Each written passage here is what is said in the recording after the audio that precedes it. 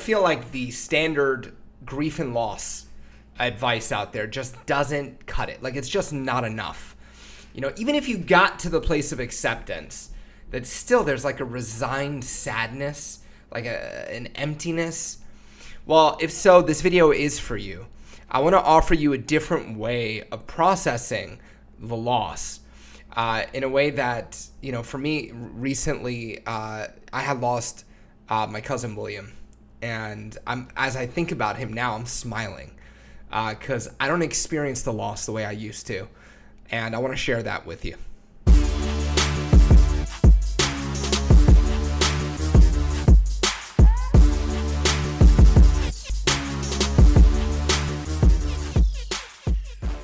Traditional psychological model around grief and loss is the Kubler-Ross model, the 5 stages of grief, right? That starts with denial, then we get to anger, bargaining, and eventually you end up in acceptance. If you want to learn more about that model, feel free to go Google that somewhere else. I want to share a different model with you because I don't know about you, but frankly, that model never really served me. It served my psyche. That when people would die, it would still be extreme. Even if I'm a pretty resilient guy, even if I get to the stage of acceptance, I'm accepting something that is horrific. I'm accepting the absence. I'm accepting the sadness. I'm accepting and that is to me not resourceful. And as it turns out, somebody agreed with me, a man by the name of Steve Andreas. Steve has passed, a brilliant man. Steve was personally mentored by Ivan Pavlov. He studied with the great Milton Erickson, the great hypnotherapist Milton Erickson. He studied with Virginia Satir, the great family therapist. For those of you who don't know these names, these are geniuses, absolute geniuses of therapy. And then Steve, of course, went on and studied with Richard Bandler and Dr. Grinder, and his contributions and innovation to help people change psychologically have just been profound, and most people don't know about him. In today's video, we're talking about this kind of curiosity, this fascination that developed with Steve, where he goes and he says, I've noticed that when people grieve, they're at best usually just accepting the horror of tragedy that has happened, just accepting the tragedy. And he said, I want to find people who, when they talk about the people that they loved, that there is a smile, that there's a beautiful state that they go into. And he did. So Steve went on a project where he began to look at what he called unresourceful grief and resourceful grief. And we're going to explore now the differences between unresourceful grief and resourceful grief. And if resourceful grief is something that you'd like to learn, my invitation to you would be to schedule a call with me. I'll also post a link to his blog so you can read about it. Let's dive into it, yeah? Unresourceful grief versus resourceful grief. Steve interviewed people who were unresourceful and the people who, when they think about that person, like I'm thinking about my cousin Will, and there is a connection, there is a feeling of his presence with me, even though he's not in this world. I'm starting to sound like a woo-woo. He's not of this plane. But when I think of him, I feel his presence with me. That's resourceful grief because I've done this process, all right? But when Steve looked at people who were in unresourceful grief, there were certain things that were characteristic. Number one, characteristic of unresourceful grief, you're thinking about the end of you're thinking about the death. You're focused on the death. I was working with a client Monday, and client is only remembering the day that her husband died. She's not thinking about everything else about their relationship. That's characteristic one of unresourceful grief. This can be compounded if the loss was traumatic for some reason, like if it was like cancer or if it was a shock. So number one, check, are you stuck at the end of this? Are you only remembering the death? And have you not recollected all of those great experiences? Okay, so that's one. Unresourceful grief is thinking only about the loss, only about the death. The second aspect of unresourceful grief, and this is what most of us do without learning the resourceful grief process, which I'm going to share with you. We experience that person as gone. And of course, this is perfectly logical. This is logical, okay? I'm not criticizing that experience. It's logical. But it's not what people do in resourceful grief. In resourceful grief, number one, they're not thinking about the death. They're thinking more about the life. They're thinking more about, like in the example of my cousin Will, when his mom got a Honda Civic, and we got in the Honda Civic, and I was a kid, and he was telling me that it was a Batmobile, right? I'm thinking about that. If I think about the fact that he OD'd and how he went home from rehab, and now, that's a great way to feel like shit. It's a great way to grieve. So number one, I'm connecting to the resourceful memories of this person, right? That's number one. Number two, the other aspect of resourceful grief is experiencing the person's presence, even though they don't live on our sphere anymore. Even though they died, feeling their presence. Now, some of you are saying that's not possible. You're wrong. It is possible. So we have to understand how the brain creates a feeling of connection, a feeling of presence in the first place. Because it's not to do with that person being in front of you. That person being in front of you has nothing to do with whether or not you feel connected. You can be best friends with somebody, having a conversation with them in the same room, and feel totally connected to this person. By the same token, you can have an argument with that person, be in the same room, and feel like there is a valley between the two of you, that there's a total disconnect. You can feel connected to a family member, a friend, somebody. Right now, think about somebody you feel a connection with, even though they're not in the room with you.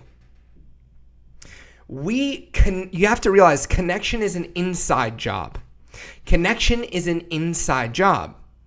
So, by the way, the term for this psychologically is object permanence. When you're a baby, if you couldn't see something, it no longer existed. This is why peekaboo is fun with kids, right? Right? Because when you do this, you're gone for a baby. As the child grows into an adult, the child develops the ability to do something called object permanence, the ability to hold constant a representation of the object. So for example, if I cover this microphone, you all know that it's there. That's object permanence. It's your ability to hold the image constant in your mind. So in resourceful grief, what people do is they maintain that object permanence. Doesn't have to be logical. Does not have to be logical. Okay? You can do this with a religious philosophy, they're with heaven.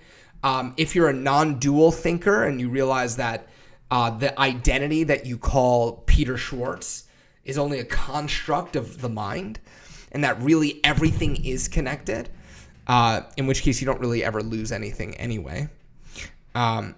if you realize it that way, or if you can just say, this is something my brain is capable of doing. However you get there, you want to train your mind. It's a very simple process, by the way. It's a very simple process to be able to, when you think about that person, hold them in that object permanent state of connection, fullness, and presence. Now, I've done this for myself, and because I was working with someone who had prolonged grief disorder. That this individual's son had committed suicide, and they had prolonged grief. And it's something that I work with quite commonly. And it's something I'm very good at working with because of this process. Any good neurolinguistic programmer who knows this process can work with grief and get better results than I would put money anybody else. So before I do a process with a client, I do it with myself first. I want to know what I'm leading my client through. And so beforehand, when I thought about my cousin Will, who had OD'd, I was sad. I could easily come to tears. Easily come to tears. But then when I moved him into, like now when I think about Will, he's with me. He is with me. And I led clients through this process, so the prolonged grief clients. And it's amazing to watch. It's beautiful to watch. It's tear-jerking, but in a really beautiful, moving way, where this mother all of a sudden feels connected to her son again. And the breath that she took, like this gas, but then the beauty and the love and the connection of what it was like to feel her child again with her. A father who lost his son, and watching the joy of that connection being felt again. I think this is a much better way to do grief and loss. I know it personally. And so, by the way, if you want help with this, book a discovery call with me. This is not a prolonged therapy issue. This is a couple of sessions, if not one or two, kind of thing. Okay? Okay. That's that. There are other applications of this. Grief is one of the least well done. We do not do well with grief, right? By the way, our mythology, if you look at our myth, the myths are all talking about staying connected to those people. If you watch the most recent Black Panther movie, the story is about connecting to your ancestors. When T'Challa passed, right? I mean, the whole movie is a meditation on grief. When T'Challa passed, his sister has to connect with him again. And the way they rationalize it in the movie is through ritual. They go into that afterlife place, and then she connects with him. But when she connects, she brings him with her, right? So many of our myths are trying to resource us in ways that our unconscious instinctively knows. It's better to be connected to that person than to accept the fact that they're gone. You can know that they're not alive and still feel their presence regardless of your belief system. If you're an atheist, that doesn't mean your brain should work worse than somebody who has a spiritual faith. Okay? Other applications. People grieve the loss of breakups. Breakups are a form of grief and loss. And this one needs to be done a little bit more ecologically, because depending on the breakup, we might want you to... Some people, it depends on where in the stage of the breakup the person is, but ultimately we'd want them to connect to the values that they got to feel, the emotions, the positive emotions they got to experience through the relationship. We want to connect them to that and then have them see themselves experiencing that in the future. So breakups are an application here. What else? losing a career, losing an identity, losing, grieving a home. All of these are applications for this process.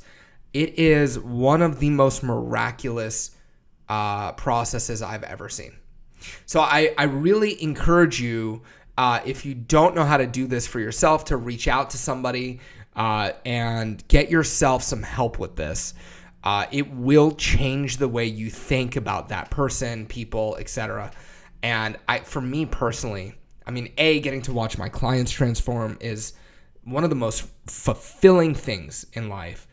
To watch a mother come back into connection is just so heartwarming. But selfishly, thinking about my cousin and he's the best. So I hope this was helpful. Learn NLP. Use it on yourself. It will change your life. It will sincerely be the best thing you've ever done for yourself. If you want to train NLP or get coaching, click the link below. Let's hop on a discovery call. I am doing trainings. You want to learn more. You want to be there. I'll see you soon.